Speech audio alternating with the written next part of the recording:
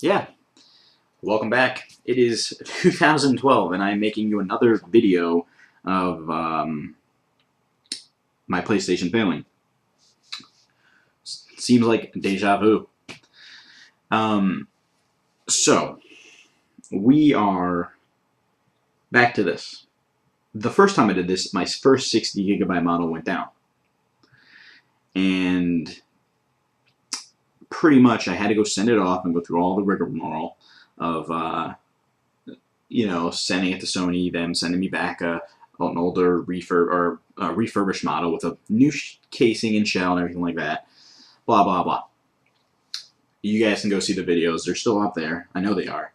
I do have the video up of the the green, yellow, and red light, though you can't listen to the sound. I don't know what happened with that. I'm going to say that somewhere along the line, someone must own the copyrights to my voice. So, thank you, Google and YouTube, for taking my voice out of my video. I didn't get a notice or a letter or any type of nothing. I didn't get shit.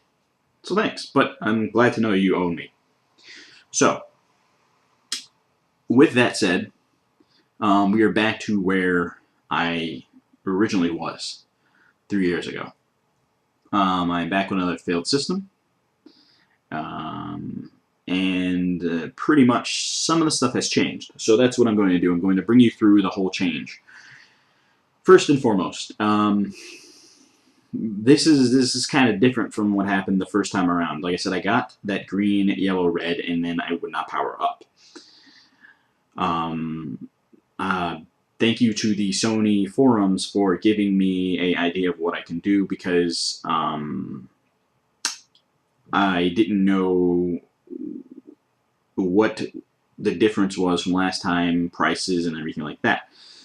I did find out about a trade-in value. Now, we'll get to that in 1 second. I'm going to show you basically what happens, because I'm going to do this in one take. Last time I did it in two. And I'm not going to do a video of when it comes back. Or maybe I will. I don't know. We'll see. I may do a video of taking out the hard drive too, but I'm not sure about that yet. We'll get to that. So, basically, this is what happened. Here it is. I would say we'll give it 15 seconds. Last time, I wanted to show you guys what was going to happen with the visual, but for, I don't know, whatever reason, the PlayStation, again, has decided to not do what we agreed on, and I can't even show you visual. It's telling me not supported format. I couldn't tell you why, because it worked a day ago, but it doesn't want to do it again. There you go. There is the failed PlayStation. It lasted about 20 seconds and decided I don't want to do this anymore, pretty much. So thank you. Yeah. Lesson learned. I can't even back my shit up because it just froze up and died, and it doesn't give me enough time to do that. So I did lose all of my stuff. Last time I backed up was like 2-3 months ago. So let this be a lesson to you, all you kiddies. Back your fucking shit up. I didn't do it the first time. I didn't do it the second time. But now I will do it I will do it the next time around. So yeah, this is basically, what happens when it decides in its best interest to shit the bed. So, you might say to yourself, what am I going to do? Well, you call Sony, or you can go through the online process. Now, the problem with the online process is, if you're like me, if you have to make a note of something, like, say, when they sent me this refurb, they didn't send me a hard drive with it. And I didn't care because I got a 500 gigabyte hard drive. So I was like, oh, it's no problem.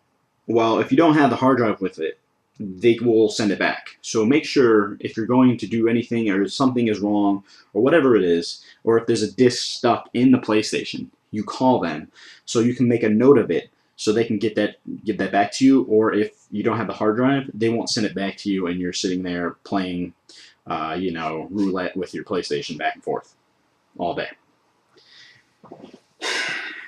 Basically, nothing has changed, sort of, except maybe who they use for shipping. I did get a box. Now, this is what we like to refer to as the PS3 coffin.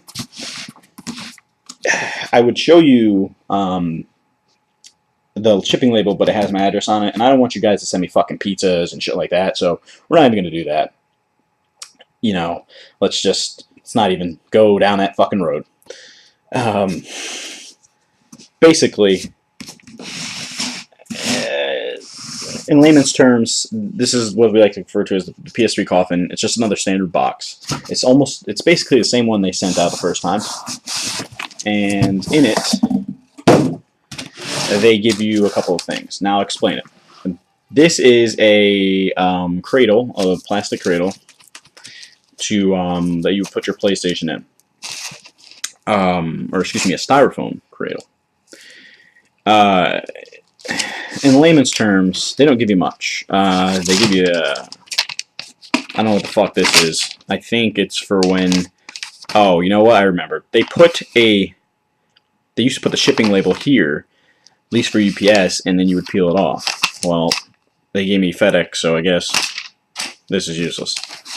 They give you a bag where you would put your PlayStation in. You would put your PlayStation in this bag. Now, don't put anything else in this bag except your PlayStation. No cords, none of that shit. Because you're not going to get it back. Send someone your PS3 controllers. Good chance they're going to be owning your PS3 controllers. So that guy who fixed your refurb is going to be like, oh, hey, he sent me PS3 controllers. What a great gentleman. Shit like that. So you're not going to get that back. So don't do it. So they give you the bag. You got to put the PlayStation in this bag. Okay? And then you put it in the cradle. They also give you a piece of paper.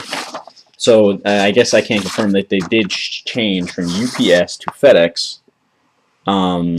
Basically explains to you, it tells you have to back up your data, deactivate your PlayStation Network Master account, delete all users, and format your PS3 hard drive before you send it off.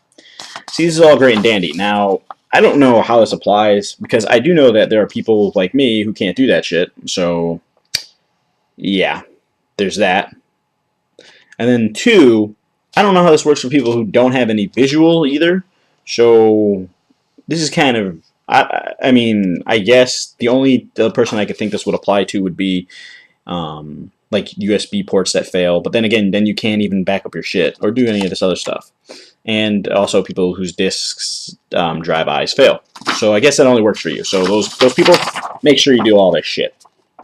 On the back, it has like, all the information about your warranty and stuff like that. Just so you know, if you have to put the receipt in, if you have the receipt, to make sure they know your fucking warranty is valid when you bought it. So there's that. Now, I can't stress enough that the trade-in value that I'm getting is a $99 trade-in value for my PS3 Slim. I'm going to get a PS3 Slim. I believe it's new. I don't believe it's refurbished either. So make sure when you call, that's what you want to do.